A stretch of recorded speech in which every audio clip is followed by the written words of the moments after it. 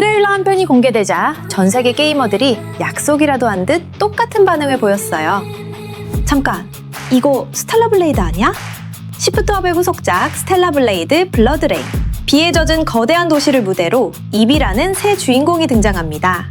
음악 몇 소절의 정체가 드러날 만큼 이 게임의 인장은 이미 또렷하게 찍혀있더라고요. 그래서 한 가지 질문이 자연스럽게 떠오릅니다. 대체 1편이 무엇을 해냈길래 후속작 예고편 하나에 세계가 이렇게 들썩이는 걸까요? 오늘 그 답을 차근히 짚어볼게요. 먼저 후속작부터 볼까요? 블러드레인이 공개된 뒤 많은 분이 이비에게 시선을 빼앗긴 이유는 분명합니다. 전작을 뛰어넘은 듯한 한층 발전된 비주얼, 그리고 더욱 화려해진 액션 연출이죠. 전작의 2부가 검을 활용한 빠르고 날카로운 검술을 보여줬다면 이번 영상에서 이비는 건틀릿을 앞세운 강력한 근접 전투를 선보였어요.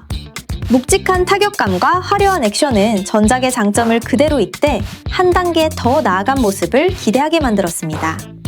결국 팬들이 블러드레인에 거는 기대는 하나로 모입니다. 전작이 보여준 매력적인 비주얼과 스타일리시한 액션을 이번엔 더 높은 완성도로 만날 수 있으리라는 기대. 바로 그 지점이죠. 이름도 예사롭지 않아요. 이브, 그리고 이비. 한 글자 차이를 우연으로 보긴 어렵죠. 실제로 시프트업은 전작과 명확한 서사적 연결이 있다고 못을 박았습니다. 배경도 한층 사이버펑크에 가까워졌고요. 물론 아직 개발 초기예요. 예고편이 곧 완성작은 아니죠. 화려한 트레일러에 한두 번쯤 되어본 게 우리 게이머들이잖아요. 맹신은 금물입니다. 다만 이 기대에는 분명한 근거가 있습니다. 바로 그동안의 행보예요.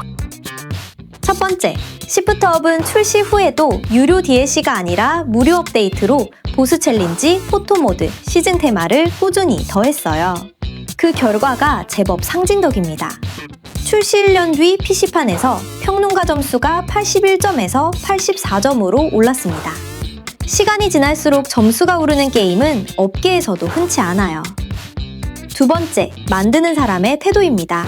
김영태 대표는 상업적 성과와 무관하게 도전을 이어가겠다고 했고 적어도 지금까지는 그 말을 지켜왔어요. 기대에 근거가 있다는 건 이런 걸 두고 하는 말이겠죠? 이제 1편으로 가볼게요. 지금이야 성공작으로 기억되지만 출발선의 공기는 정반대였어요. 한국에서 콘솔과 스팀의 AAA 싱글 게임은 오랫동안 안 되는 영역으로 여겨졌습니다. 그 굳은 통념에 그것도 모바일 게임을 만들던 시프트업이 도전장을 내밀었으니 의심의 눈초리가 따르는 것도 무리는 아니었죠. 엎친 데 덮친 격으로 비주얼 논란까지 더해졌어요. 서구권의 캐릭터 디자인 논쟁이 한국으로 옮겨오며 비주얼로 장사한다는 꼬리표가 달렸고요. 요건대 이 게임 출발선 자체가 가장 불리한 자리였습니다. 그런데 말이죠. 막상 뚜껑을 열자 평가가 한 지점에서 깔끔하게 모였어요. 전투가 물건이다. 스텔라 블레이드의 전투는 영리합니다. 적의 공격을 정확히 받아내는 패링, 그리고 베요네타를 떠올리게 하는 완벽 회피로 빈틈을 만들고 거기서 약공격, 강공격, 발차기를 영러브 데빌 메이크라이식 콤보를 쏟아붓죠. 여기에 게이지를 모아 터뜨리는 강력한 스킬까지 손이 바쁠 틈이 없어요. 진짜 묘미는 리듬에 있습니다. 이 전투는 세키로식 수비와 데빌 메이크라이식 공세 사이를 끊임없이 오가요. 방어로 버티다 답답해질 즈음 스킬이 폭발하며 단숨에 판을 뒤집죠. 수세와 공세가 번갈아 몰아치니 지루할 틈에 없는 겁니다.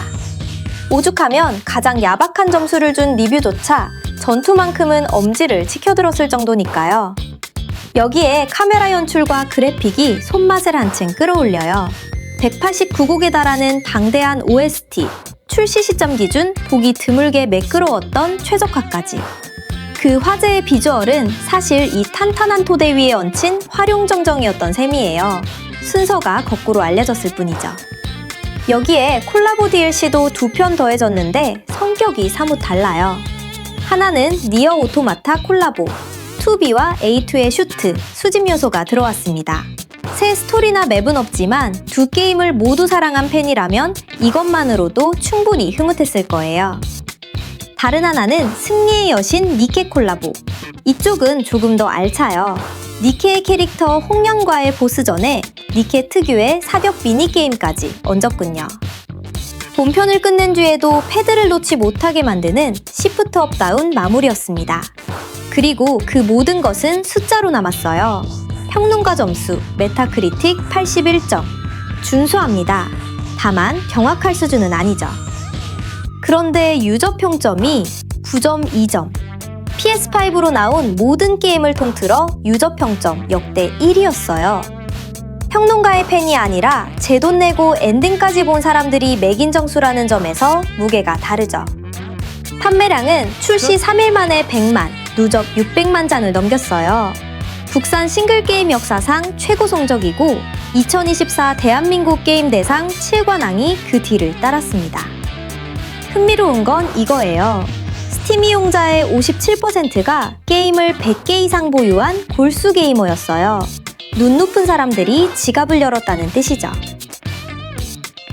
그렇다고 흠이 없느냐? 그건 아니에요. 스토리는 무난한 편이고 보안키나 전력 공급처럼 반복되는 퍼즐은 종종 흐름의 발목을 잡습니다. 공개 초기엔 미끄러지듯 부자연스러운 이동무전이 지적받기도 했고요. 후반부 난이도 역시 호불호가 갈려요. 짚을 건 짚고 가야겠죠? 하지만 이 게임의 진짜 값어치는 완벽함이 아니라 증명에 있어요. 한국도 세계가 인정하는 콘솔 싱글을 만든다는 명제를 두말 못하게 숫자로 입증했다는 것. 그게 스텔라블레이드가 남긴 가장 묵직한 유산입니다. 게다가 이 도전 외롭지 않았어요. 피해 거짓은 소울라이크의 본고장에서 인정받았고 붉은 사막은 출시 석 달 만에 600만 장을 넘겼습니다. 불모지라 불리던 땅에 어느새 또렷한 한 물줄기가 흐르기 시작한 거예요. 이야기는 처음으로 돌아옵니다. 세계가 블러드레인 예고편에 열광한 이유. 그건 결국 1편이 쌓아 올린 신뢰의 다른 이름이에요. 검을 든 이브가 증명한 것을 이제 건틀릿을 진 이비가 이어받으려 하고 있죠.